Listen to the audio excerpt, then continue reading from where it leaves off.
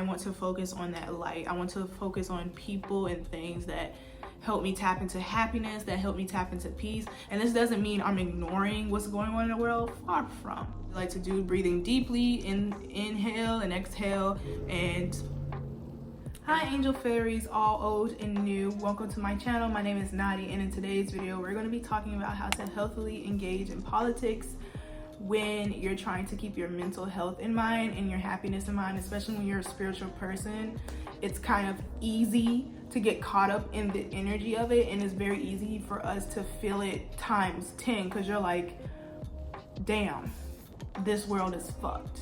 So how am I going to find happiness in this world where everything is against me? Especially if you're a Black indigenous person of color, you will find it so hard to find happiness in this world, to let go of a lot of things, to forgive, to kind of get on that high vibrational frequency if the world is literally fucking against you and was basically created, society was basically created to just fuck you over. So I'm going to let you guys know how I was able to kind of balance that out. And I know clickbait is a bitch. I gotta get views, leave me alone, blah, blah, blah. So if you guys end up liking this video, make sure to give it a big thumbs up, subscribe, and turn on my post notifications so you won't miss a video from me. Let's hop into this horror. I named the title as it is because you guys haven't rocked with me since the beginning. Before I rebranded as a artist and like a spiritual person, I was a social justice warrior. I would get on the internet just to argue with fucking bigots and racist ass people. I would get on the internet, and this was when I was in high school, I would get on the internet to defend Black men with my dying breath. I ain't doing that anymore, and I'm gonna let y'all know later on. I used to literally search for shit that wasn't right, for racist, for bigoted ways, like holding celebrities and people like that accountable. Like that was who I was in high school, because I had such a passion, and still do, for like social justice issues and for like, you know, things of that nature. But the way I went about it was definitely detrimental for my mental health and my emotional being, and eventually my spiritual health, because I was working on becoming spiritual and kind of getting into that energy and like healing from a lot of trauma. And when I started doing shadow work, I realized that a lot of my depression came from me engaging the way I was with social justice issues, with political issues. I was not engaging with it in a healthy way. I would literally get up, wake up, go on Twitter. That was like the first thing I would do every single morning when I was in high school. And that was extremely unhealthy. So I'm arguing with people from morning when I get up to go to school, from like 7 to night from like 3 a.m. So I'm just arguing every single day. I'm doing that every single day. Of course, it's not going to be good for your mental health. So at some point, I had to stop. I had to ask myself, is this the life I wanted to live? Is this what I wanted to cultivate? Is this the mental health energy I want to be in? And the answer was no. And then also a lot of other things happened, such as how when I would go in line and in real life, when I would defend Black men against specifically like non-Black women who were fetishizing them, it was me who would get the backlash. It was me who would get dragged and not supported. And they would support the non-Black women who were calling them like breeding fucking things. Like they were just, it was crazy to me, especially since I was in high school and I was a child. I had to kind of deal with that trauma. So I was just accumulating trauma. And not only that, if you was on Twitter between like 2012 and 2015, 2017, you know exactly how they treated us. You know exactly how they treated Black women, especially dark-skinned Black women. You were ate up every single day. You had no peace. So I was going in there defending us as well, to the bottom of my breath, just intaking all this hatred from other people, intaking all this energy from other people who despise who I was, who despise my being, defending it to my last breath. And it was not good for my mental health. So that's what I was for the past couple of years, doing that nonstop for the past couple of years.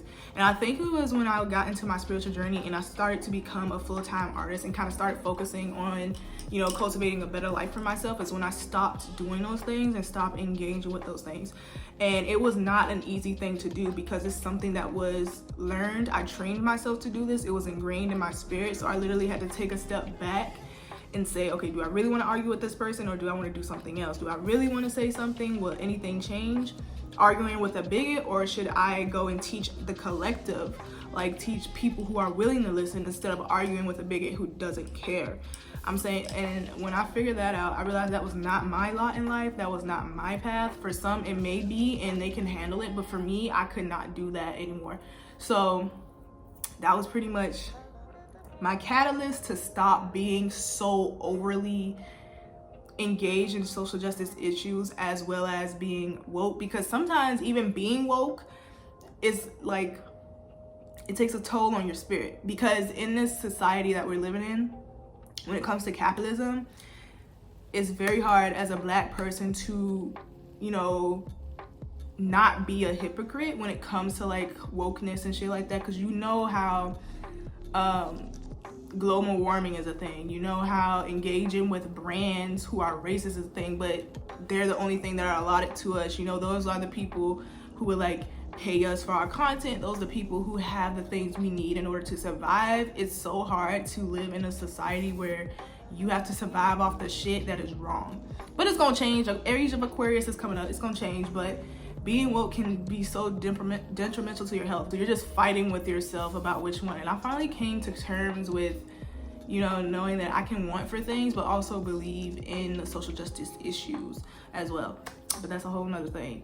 It's like really hard to kind of navigate that life and navigate that energy. But once you do, you'll be fine and you're gonna be okay. So I'm gonna tell you guys my tips on how I was able to balance out that and kind of intake information in the best way possible that doesn't damage my mental health, especially as a Black woman, and how the climate is with us in this current world.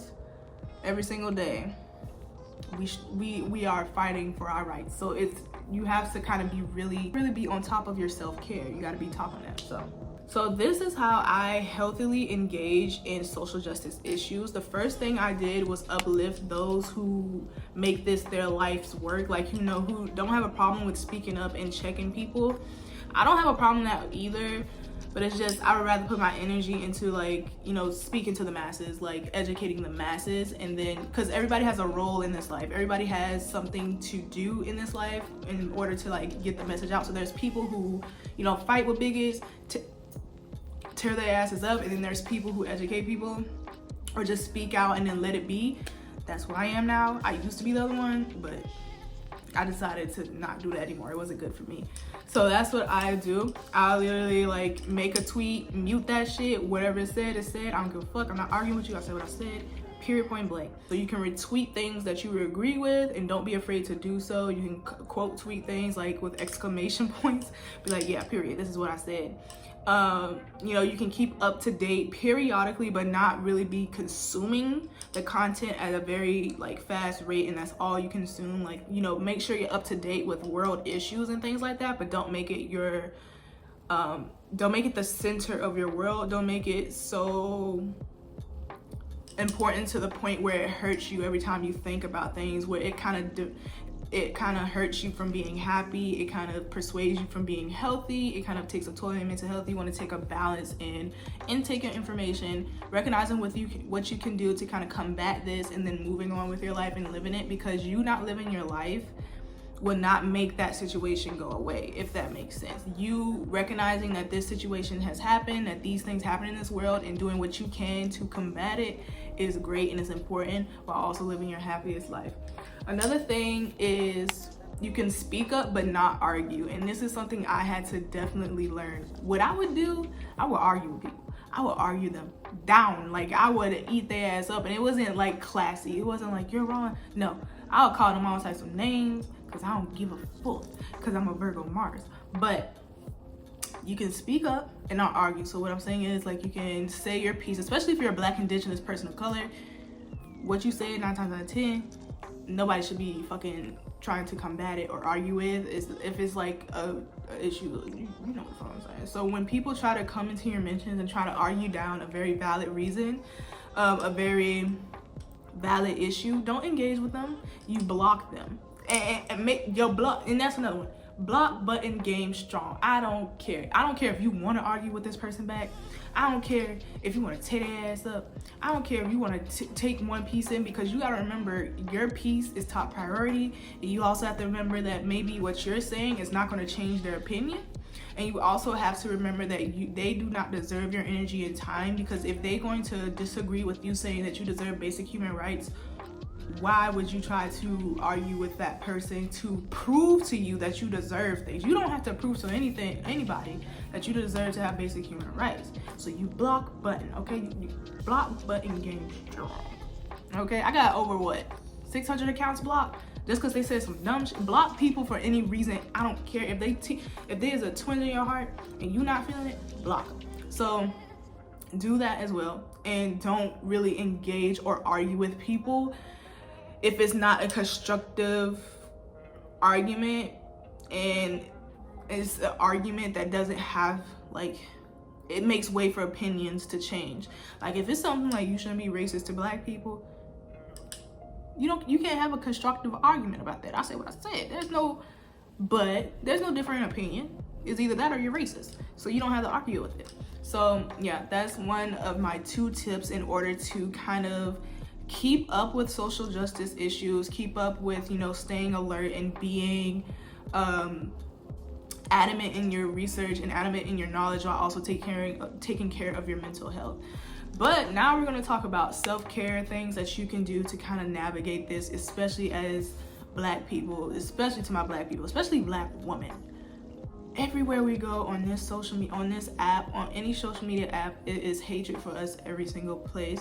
So we kind of have to find a safe space within social media, and there are numerous ways we can do so. For me, one of my top things is that I engage with content that doesn't involve like hatred towards us. And what I mean by that is that I would follow people who I agree with. I'll follow people who make me feel better, who doesn't overly engage in issues like that, because if I continuously expose myself to trauma, then I'm going to accumulate trauma. That's how the things work. So I make sure I regulate and audit my social media intake and who I follow, and make sure that I'm following people who give energy to me that I desire, that I can intake. And also I limit my social media intake as well, because if you're scrolling through social media, eventually you're going to continue to see trash ass shit, and that's going to accumulate trauma as well. So that's one thing you should do.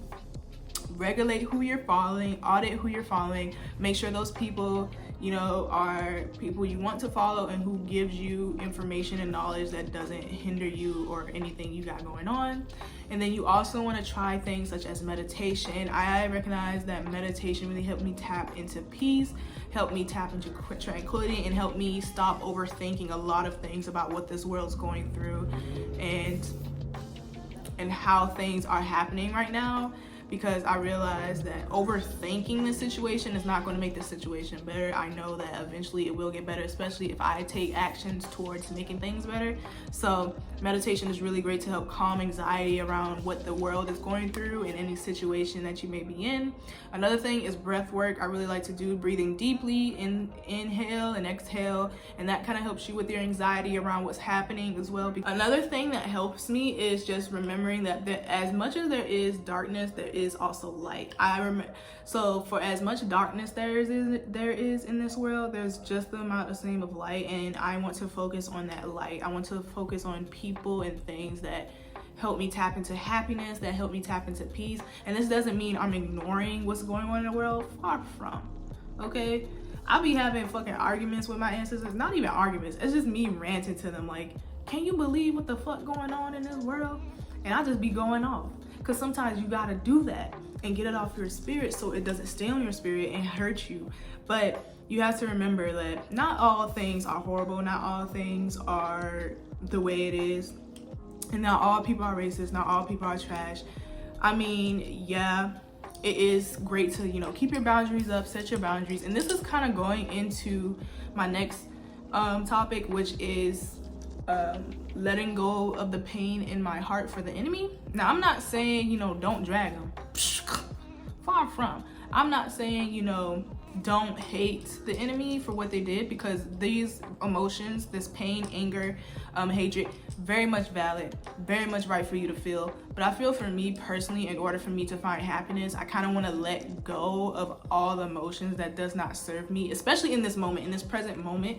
I don't want to walk around having this wall up against like other people, non-black, having this wall up against non-black people, having this wall up against other black people, especially black men who are trifling as fuck. Like, it's exhausting to always be in defender mood, right? In defender mode. And I realized that I'm just going to open my heart. I'm just going to know that I'm protected. And like, if somebody want to come at me twisted with their negative beliefs and their racist beliefs, xenophobic, homophobic beliefs, they're going to get dragged in that moment. But I'm going to allow myself to give that person a chance to show me who they are, instead of just going in with hatred, exhausting myself, going in with, you know, having my walls up. But if you are this person who has your walls up because you have been burned many times before, know that it is absolutely valid. You don't have to do this, but this is just like a tip if you want to kind of get a little bit closer to navigating peace. But if you can feel peace and happiness while still keeping your guard up, then you do so. But me personally, I came to this conclusion like a couple of days ago, not even a couple of days ago, a couple of months ago, that I just want to just release all this, like just release and bring down the wall that I have around myself towards people who hate my existence, because I know that the people I attract into my existence are not like that. And I think when you recognize that things are energy and you attract the people that you desire into your energy, most likely and then not, you're going to attract people who align with your beliefs, who you are as a person, and you won't be attracting people who are bigots and things of that nature. And even if you do attract, because you don't attract bigots, they just, I won't say they attract you attract bigots. I just say that, like, when people see you shining and you have this light, there's going to be good and bad coming to you, right? There's going to be good and bad coming to you.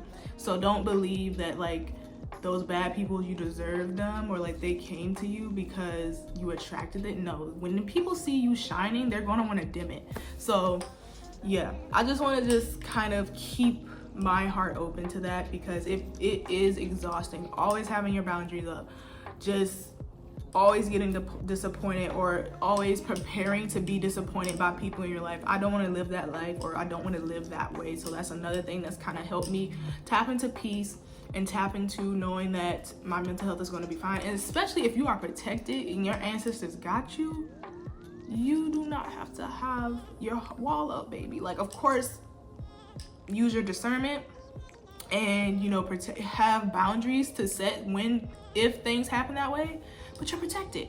You know, your ancestors got you. They ain't gonna let people come into your energy who trying to fuck you over. Please. And if they come and they make it through the fucking line, tell their ass to scoop. That's all you gotta do.